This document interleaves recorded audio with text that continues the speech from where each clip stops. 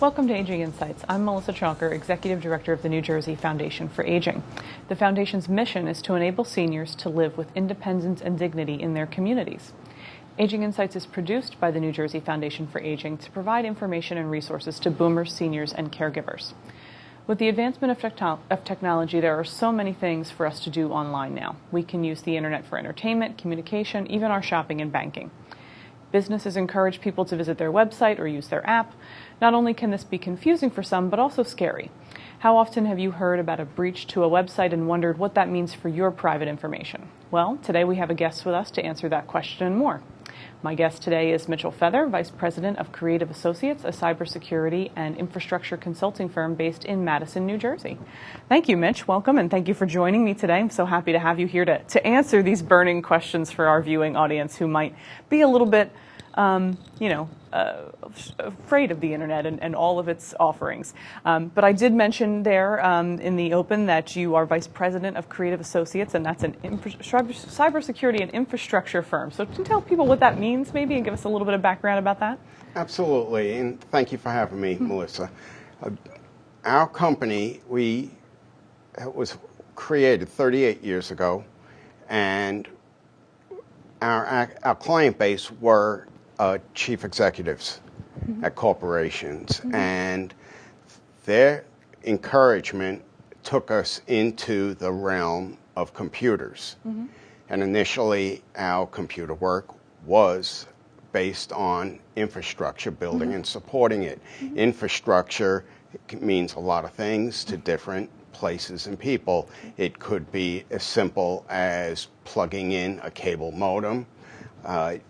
In our case, it was networking and networking, which is a large enterprise. As time moved on, security became a growing concern. For us, our cybersecurity business kept growing, and it brings us up to today where it almost overshadows our infrastructure work. So the whole package is we consult with private companies as well as government agencies and support them in securing their environment, taking proactive measures, taking reactive measures. Sure. As we know, a lot of businesses are aware they need an internet presence these days, and so keeping an eye on their security is of a great necessity. And so that's, I think, what I'm hearing a lot of where your business is going now is making sure that those places are secure. But you're here today to talk to us about how we as individuals can keep ourselves secure, and we're going to go through a lot of really great examples. But to start us off, can you give us maybe some common concerns about internet use or some common problems that might come up when you think about security and using the internet? Absolutely, and they are common concerns, whether we're talking about people or we're talking about business. Once upon a time, the biggest problem was the technology, vulnerabilities in the software, and the attackers, who we call threat actors, would take advantage of this, and it would be a case that you'd be given a piece of software to install on your computer, and unbeknownst to you, you just infected your computer. Those are very short-lived because the companies like Microsoft and others, they then work to repair those vulnerabilities. And so it's a very short-lived scope of attack. Now, what's much more useful is what we call social engineering. Once upon a time, there was a lot of talk. You would talk about con men, con jobs. Well, we go a little high-tech. We call it social engineering now. And this is the biggest risk. Why? Because people have an unconscious bias towards trust. They want to trust people. They want to help people. And they're curious. Right. So that's why we see a lot of scams that might have to do with, somebody's in need and they're stuck somewhere and they need you to send money, and so people do it because they have this inherent need to want to trust and help people. But also just that, idea that I'm going on vacation and I want to post it on Facebook that I'm in Cancun or something, you know, but I'm opening myself up to vulnerability if I do that, right? Absolutely. The worst thing you can do is publish advance notice. I'm going to be away from home, or here's where I'm going to be, because then you're setting yourself up. If you're doing this in social media, the kinds of things that happen is somebody will appear in a chat room or in Facebook, and you're staying at a hotel in Cancun, and not to pick on a particular name, like a Hyatt hotel, and all of a sudden you get somebody reaching out to you by Twitter saying, "Hi, I'm from Hyatt Hotel. The handle looks very legitimate," and nobody will turn away a good bargain, and they say, "Hey, we have some free chits for you, for free drinks when you go down and a free tour. Let's go into a private chat called direct messaging, and I'll provide you with all the details." And in that process, they goat you into sharing information. Right. We'll give you these free trips. Why don't you let us know what your credit card number is? That's, you know, we can keep it on file. You know, these sort of things, right? That's correct. That drag people out. I'm glad that we're going this route of starting with social media and talking about that. You know, people do want to share things. Maybe a good idea on vacation is to share your photos and where you've been when you get home. So that, you know, if you want to share with people where you've been, maybe you're doing it after the fact so you're not so vulnerable, but also keeping an eye out for those people who might be trying to get your information, you know, in a not ethical way, right? That's correct. But I'm glad you brought up sharing, because a big problem with cloud services and social media is oversharing. And you have in Facebook, you have your circle of friends and so on. And we've seen recently in the news where there were problems because friends of friends information got compromised. So you really have to be careful about overreaching. Right. And on most of those social media sites, like we've talked about Facebook just now, you know, there are ways to go in and check your privacy settings and make sure that they're, you know, the way you want them, that only certain people can see certain things. But we should also maybe take a lesson in that oversharing part too, right? That's correct. You know, they all have privacy settings. One of the drivers that's moving them towards improving this is that there are government regulations that are taking force in Europe May 25th, and a lot of these companies, Facebook, Google, and others who have a global presence have a lot to comply with. So we are ending up being benefactors of that change, and if those kinds of laws take effect and work, we're going to see more of that globally. Yeah. That's great to know that there are protections out there and that other people are looking at this, how we use, because so much has changed now in terms of how we communicate using, you know, social media. Even since the social media started, it's changed in how we use it and what's available through it. So I'm glad that there is some oversight and that there are some paying attention to rules and how to keep people private, because we don't always make the best decisions for ourselves. That's correct. And you brought up settings, and you will see. We could go into these tools, we could control our settings.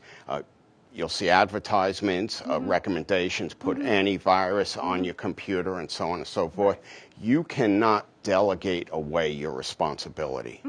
So you really have to stay aware and cognizant of what you're doing. Right. So I did want to start out, as I said, with getting some general precautions and advice about internet security in general. So that was a really good point you just made. So I want you to kind of repeat that for us about having an antivirus on your computer. Yeah. That is correct. You want to have antivirus installed on your computer. It's important to keep your computer up to date on patches. Tell us what patches are, because I don't think everybody knows what patches are. Okay. Nothing comes out perfect the first time. Okay. And especially in this business, there are constantly attackers looking for vulnerabilities, and the software companies will look to repair that, and they keep releasing little updates. Okay, so if I'm on my computer and I have, say, McAfee or something, one of these antivirus programs, and a pop-up comes up and says, please update the program, that's something I should pay attention to and do because it's going to keep my computer safe because it's fixing vulnerabilities in the original software.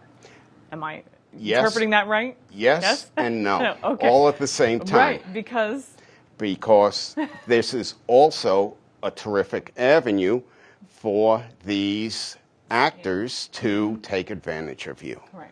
They will, we're all being conditioned. We're doing it right here. We're saying patch, patch, patch. Right. And you're getting conditioned. Oh my God, I have to get an update. Right. You get an email or a notification in social media that says there is a new patch available. Click here. So what's the first instinct? Oh my gosh, I have to click here. Why? Well, it told me to click here. So the best way to deal with that is don't always listen. You have to use some good judgment. And you have to just get a sense of what seems a little wrong. So if you get a notification in social media from Microsoft that says, click here to update your computer, Microsoft will not normally take that route. Right. And you have to then say, well, stop. I want to go to another browser. I'm going to go to Microsoft.com. I'm going to see if there really is an update. Right. And I know we're going to get into some specifics about how to look for things, and we're going to define some terms like phishing and things, but this is a great example, to start us out in that avenue is that, how do you tell the difference? So speaking, I know you said, if we're on social media and Microsoft has a thing and it says click here, we should know that that is probably not Microsoft because that's not typically how they operate. But a pop-up is pretty normal for a program to use as a way to tell you a program on your computer might need to be updated. So what are some warnings or signs you should look for to know that that pop-up is not legitimate? Okay, so if you get a pop-up, if there is a link on there that says click here to install, if it's done in a browser, you usually can hover your mouse cursor over that link, and you could see what address it wants to take you to. Okay. And if we stick with our Microsoft example, if that is not going to a legitimate site on Microsoft's website, then odds are it's a problem. Right. And so look for those kind of clues. I know, and as I said, we're going to talk about that in a little bit more detail in a minute, but things like misspellings or, those sort of things are red flags, right? Absolutely. Yeah. Absolutely. We'll see this. There is another, doing a little techie here, there's something called typo squatting. Oh. And this is taking advantage of typographical errors and the human brain wanting to connect the pieces and people being in a rush and not looking. Right. So I might not notice that there's two R's in Microsoft or something like that because I just see it and automatically I connect, oh, it's the right thing, I'm going to click on it. You're absolutely right. Yeah. It could be two R's, it could be double I's, and there's supposed to be one I and there's two I's, or one L is supposed to be two L's, and they're so close together, depending on how you have your computer set up, and you're in a rush, you may not notice it. Yeah. So you just have to stop and take a breath, look, think, check a little bit before going on. Right. Great. So, as we move in and talk about this, I don't want to forget about online banking because that was something that we talked about, and I really want to make sure we get some pointers in there because some people might think, oh, well, my bank offers this online banking. That's a really great way for me to monitor and keep track of my bills and pay my bills. What are some precautions or advice that you might have for people who are looking into online banking but are a little suspicious about the safety of it? Okay. Well, there's a treasure trove of things here. Yeah, I'm sure. The very first thing, and this applies to every place you log into, you want to see if the bank offers what's called two-factor authentication. And what is two-factor authentication? Very simple. Normally, you log in with a password. This is called something you know. Two-factor authentication will include something you know, and it might include something you have. Another example of that, you're going up to an ATM with your debit card. You put your debit card or ATM card in, and you have to enter in a PIN. Right. The PIN is something you know. The card is something you have. Right. So with two-factor authentication with online banking, it could take the form of sending you a PIN number by text message. It could be a phone call to give you the PIN. Right. So, you know, some people shouldn't panic like, oh, I have a flip phone, I can't get text messaging. Don't worry. They'll call you. A number of banks offer that option. Some will integrate with biometrics. That is really out on the edge. We're talking about fingerprints when we say biometrics. That's the sort of thing. That's correct. Today, that's not the norm. Right. Now, what if your bank doesn't offer two-factor authentication? Well, it's going to sound harsh, but ask the bank for it and look for another bank. Right.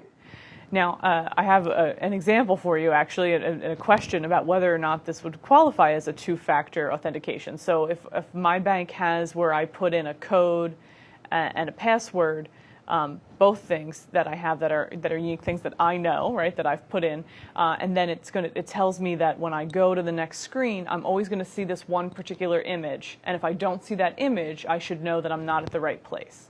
Would that qualify as a two-factor authentication or no? That has kind of managed to creep through as a second factor. Right.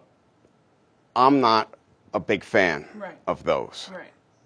So while it technically meets the criteria, it doesn't really secure it as well as some of the other techniques. So you want to look for that actual, you know, where they're giving you a PIN number each time to use, so that you're sure that nobody else has access to that because you're holding your phone and you get that call or that text with that PIN. That's correct. Okay. Now, there's other things that banks and other online services will do, and those are called security questions. Yes.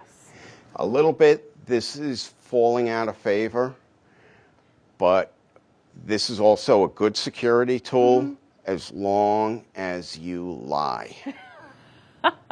Okay, that's interesting advice. So if it tells me to put in my the name of my elementary school, I should put in the name of a actual not elementary school? You put in what name of an elementary school?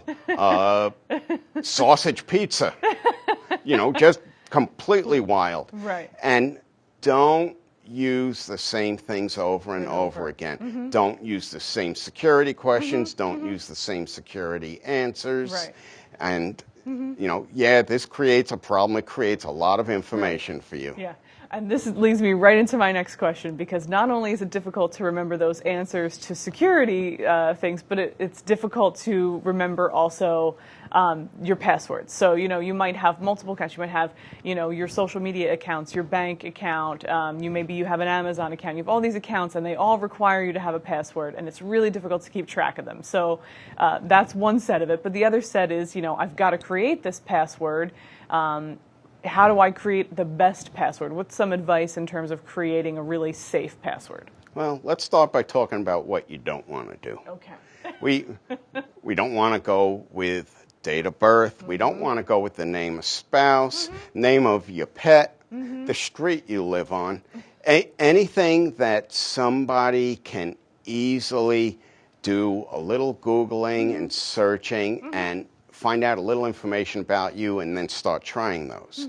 The other thing we don't want to use are words, because it's called a brute force password cracker, and it does what's called a dictionary search. It will try words. Wow.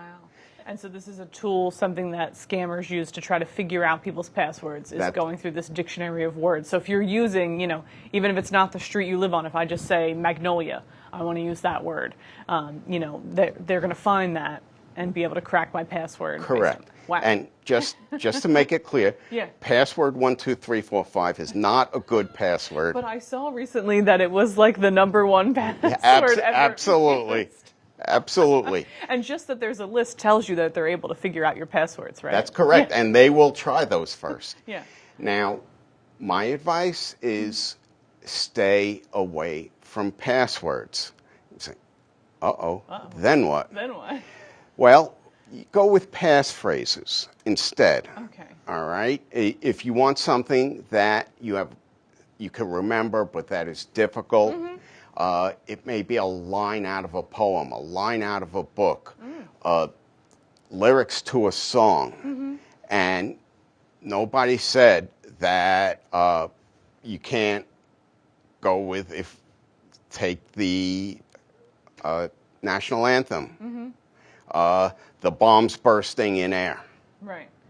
All right, now, everybody shouldn't be using bombs bursting in air. Let's be clear. That people watching at home should not go ahead and start writing these down as passwords to use. But the general idea of using a phrase or a couple of words linked together rather than a single word. That's correct. And don't be afraid to put in spaces.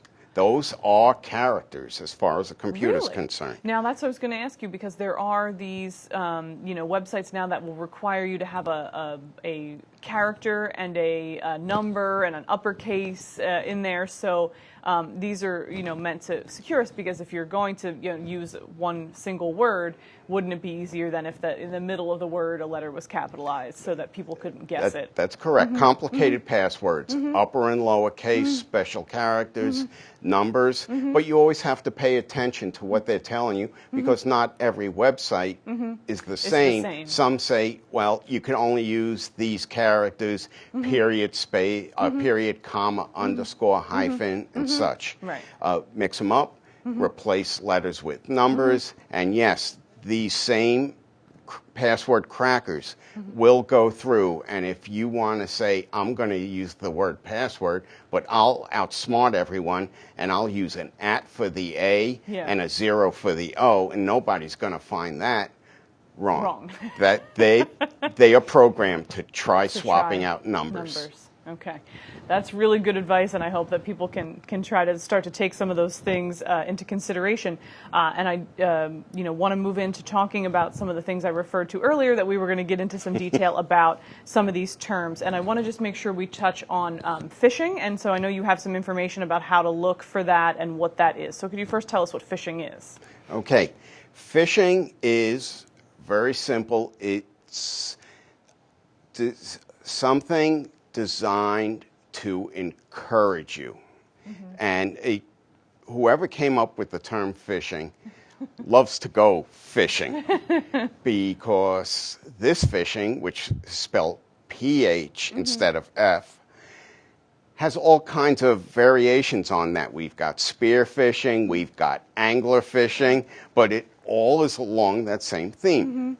So, but the underlying thing is they have laws. Again, there's that phishing theme. And it varies. In some cases, these are very simple, where they send an email and it says, here, easy money, or free product. Right. It might be a business you're already working with, or an account you already have with a business, so that you might consider, oh, that's something I need to click on, right? That encourages you more. Right. Yeah. And what's happening is these attackers are getting better and better at this phishing, so that these pages are not just simple plain text emails. These, whether it's an email phish or a website, it looks so realistic that you really have to study it carefully. You have to look at the address line. You have to look at what the URL is behind a link. And always my advice is don't just click. Right. Now, what we saw last year among these various phishing schemes and social engineering, ransomware was by far the largest scheme. Right. When the very first attack came out years ago, I sat back and I said, this is a brilliant business model. We are going to be seeing a lot more of this. Right. So basically people want to look at the same things we talked about before, about looking for misspellings, looking for correct links, analyzing those links and those sort of things to determine if something is a phishing, if they're trying to lure them to give their private information. Is that right? That's correct. Okay. And sometimes they will just be within the context of an email. Sometimes there will be an attachment that it is trying to get you to open. One of the popular ones last year was Dropbox, which is an online service for file sharing. And by volume, it was the largest. So I know we're running out of time, and I appreciate all the valuable information you've been able to share, but before we go, I want to make sure we talk about breaches. I mentioned it in the top of the show, and we see this on the news, Equifax, these other places where your information gets breached. If I'm part of a breach, what should I know? What should I do? What's important to know there? Okay, you've got what's called personally identifiable information at risk, which may ultimately lead to financial risk. So one thing you want, independent of whoever got breached, and they say, we will provide you with 1 year protection. Again, you can't delegate away your responsibility. So what you need to do, monitor your credit reports. You're entitled to 1 free credit report a year from each of the 3 big credit monitoring houses. Nobody says you have to take them at the same time. Spread them out. Take them every 4 months. So you're constantly looking at your credit reports. Give serious thought to locking down your credit reports so that somebody cannot just go and get credit cards and other lines of credit and take advantage of you other ways. Right. So the main takeaway is if you see a breach and you've been on that website, you should absolutely look into it, and you should absolutely monitor your credit to make sure you're not at financial risk in addition to this personal information leak. That is correct. You should assume the worst. Well, I hate to leave people with that thought, but I do think this has been really valuable information that you've shared in terms of how to protect ourselves on the internet, and I think the password information alone is highly valuable, so I appreciate your time today with us. And thank all of you for sharing your time with us today and viewing the show. Aging Insights is produced by the New Jersey Foundation for Aging and is made possible by donations to the foundation. To become a sponsor for Aging Insights programs, please go to our website at www.njfoundationforaging.org or call us in the office at 609-421-0206. Our previous episodes may be viewed on our website. We want to remind you to find out about senior services in your area, please contact your county office on aging. Their phone numbers are also on our website, or you can call the state hotline at 1-877-222-3737. Thank you for watching this episode of Aging Insights, and remember, aging is everyone's business.